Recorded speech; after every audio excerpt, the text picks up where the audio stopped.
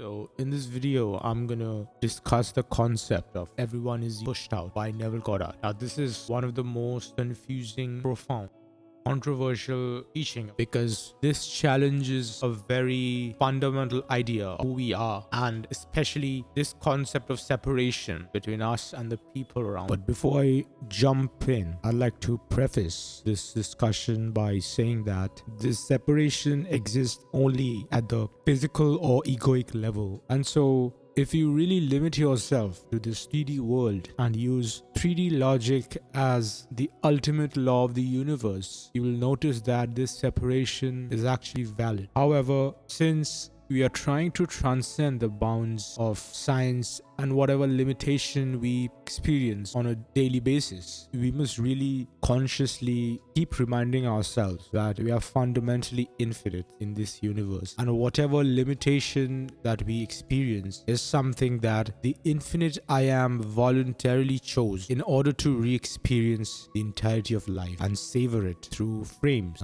called time. So everyone is you pushed out fundamentally means that every single individual you meet in your daily life, whether you communicate with them directly or indirectly, are extensions of your beliefs and paradigms. This includes your closest family members, distant relatives, or just general public you witness on a daily basis. And they all represent some of your hidden beliefs that aren't transparent to you. In fact, beliefs themselves aren't tangible aspects that can only be read and interpreted through how we're experiencing reality. So that way, the way we really experience our life has a crucial role to play as it displays our existing beliefs, and so we can change them accordingly. Just like you use a mirror to take feedback and change your appearance and improve it before leaving a home, it's the same thing with taking feedback from the 3D. Now, this idea isn't all that simple, as describing this concept in one single sentence raises more questions instead of clarifying it. And so we need to discuss a few foundational adjacent concepts to understand this. Right? So all of these ideas are related to one another. It's just a different way of saying the same thing, right? So the first one is a very famous biblical saying called God became man, so man may become God. This is something I frequently discuss in my videos because this is very universal and describes almost all other concepts of manifestation and law of attraction. So why did God become man in the first place, right? Because God represents this infinite idea, right? It's the ultimate force. It comprises everything there is to exist. So why would I am, or that one God, become man? And the simple answer to that question is so that God can re-experience his own creation. You see, us human beings have a very faint idea of this mechanism, this way of thinking, and it's evident in the saying that it's all about the journey, not the destination. How many times have you started missing the process once you've reached the final destination? Have you ever been to a new country on a trip, and after you return home, you start missing it, and then you realize that it wasn't exactly the completion of the experience or ticking off a bucket list of some sort that gives you the pleasure, but it's a combination of looking forward to it and also experiencing. So in essence, as man, we go through life as these finite beings, limited by the concept of time itself, and it is time that sort of helps us experience infinity through limited frames. For example, you are sitting in one room and you see everything in your surrounding, but you know that creation is infinite, right? So this very finite experience you're having right now, this finiteness of your experience is what's enabling you to really savor every element in your current frame of reality. This also means that your inability to experience everything all at once in this man form is actually working in your favor, or rather in God's favor. So man is fragmented God, which means that it's a limited component of God that is still capable of accessing the God, but even the ultimate and pinnacle expression of God in man form is still limited. So this clarifies a few important points. The first one is that God is one. So when we talk about God, we aren't talking about different gods. Now, even though in mythology and standard literature we have these different gods, but God is this pure awareness, is just one, and there are many people in this world, right? 8 billion of us. So you mustn't confuse this statement, everyone is you pushed out, as you being the only person who has the power of accessing this God potential, and everyone else is just, like NPCs in a video game who are just out there, right? So it's like working based on a predetermined set of instructions instead of them having their own control of their destiny, so to speak. Now, when I say things like this, or anyone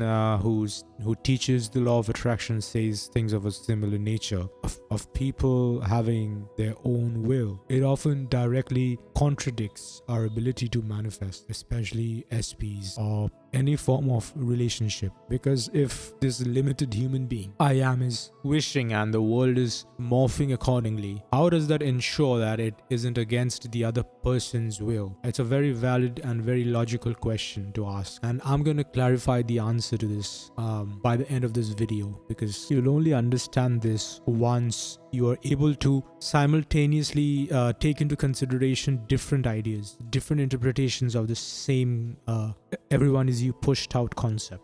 You see, God is one at the level of 4D consciousness or super consciousness, whereas God is fragmented as individualized man in the third dimension. So the experience of separation and the experience of oneness aren't really contradicting one another. It's just that when we speak of one, we are only speaking from one frame of reference, from one level. So you see how unity and separation, these two seemingly opposite ideas, coexist in harmony with one another. Another way of looking at this man expression of God is as masks that the awareness wears. So there's enormous difference between being fundamentally separate from one another and being separate as a consequence of difference in the forms of expression of the same I am. So when we say we are only separated through our form, we are also indirectly saying that these forms are very easily changeable and can easily be shed, removed, or replaced with something different. Since man and God only differ it's very important to have this nuanced discussion of how we are both similar and different forms of the same God, because it further clarifies how we are the operant power in our reality and how we are able to manifest our desires. You see, it is your finiteness that gives birth to these desires in the first place, and it is your infiniteness that makes its fulfillment possible. You see how these two work together in your favor. Keep in mind that when it's said that you are the operant power in your reality, you're also implying that you aren't the operant power in someone else's reality, right? This reality, this 3D world you experience through your 5 senses, is your world, and you are only capable of understanding and perceiving through your 5 senses your own world. The truth is that by virtue of limitation, you cannot see someone else's world, because you would ultimately be going through your own world to see it or witness it in the first place. So say for example, you witness a good incident or a bad one, and that's an event that happens to someone else, right? And you think, okay, so that's something that did not happen to me but someone else, and by a human definition you are correct, but this sensory experience is happening to you. So it's not like you are experiencing the same thing from another person's experience, right? So I hope that made sense. But this also means that events that seemingly happen to someone else that you perceive in your reality is still your reality.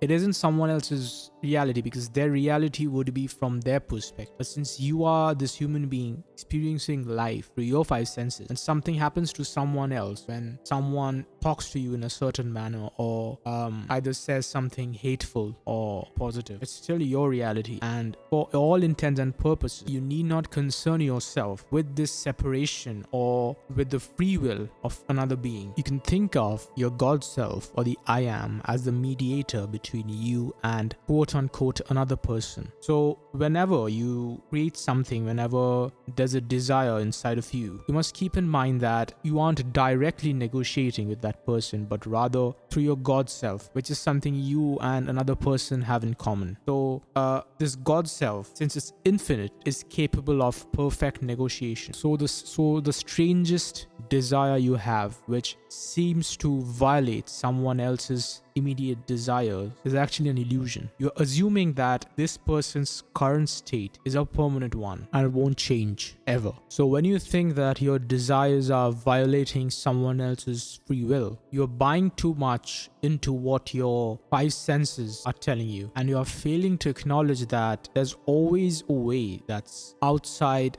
the very limited way your three-dimensional or conscious mind thinks. Now, it's natural for there to be a voice inside your head that asks, if I'm capable of altering my reality in this manner, aren't they too in their own reality? You're correct. That's the case. But so how does these two realities work together in harmony?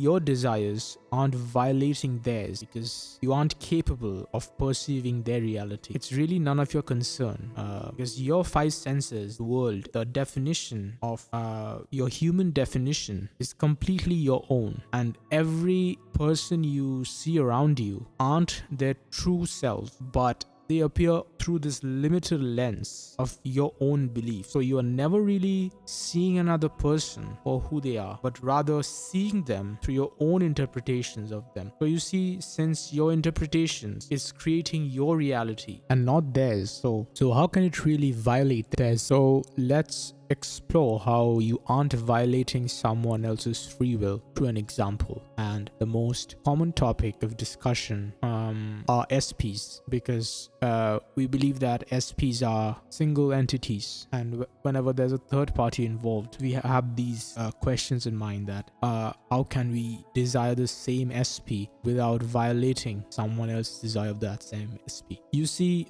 this quote-unquote fact that someone else has your SP or is wanting your SP is still your interpretation of the reality, in the sense that this is a reflection of your own internal beliefs, right? What they want as individuals, you can't perceive them independent of your lenses of beliefs, which is why you shouldn't concern yourself too much with the realness of other people in your reality. You see, for concept purposes, we discuss that you aren't the only one in human form, but there are others, but you can't really see others for who they are, because in this human form, everything else you see is finite, and the thing that's rendering or creating this finite frame is everything that's being filtered in through the configuration of your beliefs. So you seeing someone else with your SP is a reflection of your beliefs. So ask yourself, what is that representing? Do I believe that the world is a very competitive place, or that life is a zero-sum game? You might secretly believe that every single person you desire must already be with someone else, and you might not even realize it, because like I said earlier, your beliefs aren't like a statute of some sort. It's not written like a rule book. It's rather very abstract and can only be read through how your reality is unfolding through your five senses. So there's a very common pattern that a person affirms, visualizes, and goes to that internal state of already being with their SP, and something happens in the external world to justify that person's union with their SP. Maybe that third party conveniently leaves, just drops and leaves, or it's something a little bit more, it makes a little bit more sense, but you'll notice that it's almost like the justification is very almost unnatural, in the sense that the God or the larger I am is prioritizing your desire. With the aim of your desire coming into fruition, everything else is being adjusted. And this is only because the only thing that's being adjusted is your lens, right? So you aren't even manifesting your SP. You are manifesting the alteration of your own beliefs that supports the existence of your SP in your own reality. Let me repeat that again. you aren't really manifesting your SP. You are manifesting the alteration of your beliefs that supports the existence of your SP. And this definition supports the very crucial theory of identity shifting, where whenever you manifest something, all you're doing is really changing your identity first, changing the container that can receive the desires in the best manner possible. Even though identity shifting is not discussed in law of attraction circles, there's a very famous saying that you attract what you are, not what you want. And this is the single most underrated statement, because I feel that we don't really take into consideration this idea when we get into the specifics of manifesting specific stuff and implementing various techniques. We are always so focused on the desire that we often forget that it is the state of I am, the man's state of I am, that must be altered to support the existence of your desires. So if it's the lens of your beliefs that you're altering, it's not possible to violate someone else's free will. So the last concept that I'd like to discuss that's related to everyone is you pushed out is the dream analogy. Like in your dreams, every single element represents a hidden part of your subconscious. So every person or object is a metaphor in some regard. You can treat the people in your real life and the way they are behaving as metaphors of your own beliefs. It's a little bit trippy when we actually start realizing the truth of this statement. You see, our reality is just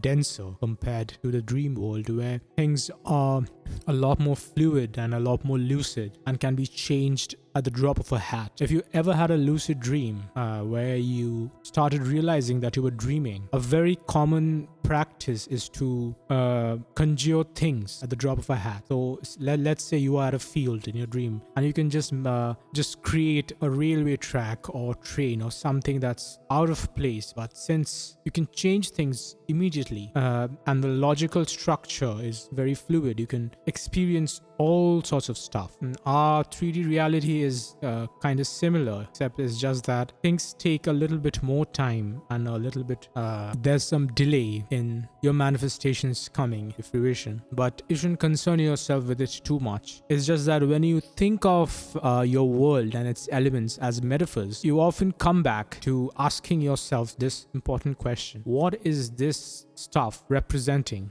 Your reality is always talking with you. It's indirectly telling you what you believe, so you must listen to it very closely and instead of losing yourself in the external nature of things, your focus should be to alter your own beliefs so as to reflect the changes as opposed to focusing on the external world. And it's a very common trap to fall into, especially since the standard advice is to focus on your desires, your end desires. Or what inevitably happens is that when you start focusing too much in terms of it being external and not as an extension of the I am, you often use these 3D logic and reasoning to verify whether or not your practices are working. I've stated this repeatedly, that manifestation isn't like pressing a button of some sort or placing an order where these things appear out of nowhere. It isn't a magic lamp, because the story of magic lamp is about externalizing your powers to something else, a genie, right? So the genie holds all the power, and so when you really look at it that way, you are constantly searching for a genie, and that genie is an external god to which you pray. And while that story has a lot of similarities with accessing our higher self, it's always best to come back to I am and always asking yourself this important question. It's a bit of a challenge to wrap our minds around the powers we actually possess, because it would require us to take responsibility to most of what happens to us. And I say most because even as humans capable of accessing the God self, something else micromanages and works in our favor to deliver these things. And this stuff is also part of us, but it isn't directly accessible to our sense like it should be, because then there would be no difference between our human self and the God self. There's a common problem that many people face when we extend this argument of us being infinitely powerful. We tend to misinterpret it as wishful thinking, and so cultivating faith and trust often becomes secondary, because since we are gods and we can do anything, why bother with it? Why delegate our powers to something external? You see, you are not relying on anything external, but it is you. It's just that it is accessed in a very different manner. And that's the exact challenge that God took upon himself when he became man, is to be able to realize his full potential while being limited and transcend it. So trusting isn't praying to something outside of us. It's more like not interfering with it, not standing in its tracks when it's doing its own thing. So what you aren't doing is interfering with your own higher powers. It's still you, but in having faith, you are enabling the flow of things. So to sum it up, everyone is you pushed out can be understood in two different levels. From the 4D or I am perspective, everyone is you pushed out is really everyone is I am pushed out. And by that, it is essentially revealing the truth that man is God fragmented. And at the level of human, everyone is you pushed out is simply everyone is mirroring your own thoughts and beliefs. And while the human fragment is different from your human fragment, visually speaking, and in terms of the five senses, whatever they are doing or the way they're acting is still happening in your own reality, of which you are the operant power. So you mustn't confuse their actions as something that is happening outside your terms. You are still influencing it without consciously being aware of your beliefs that are influencing such behavior. Everyone is essentially a metaphor of your beliefs.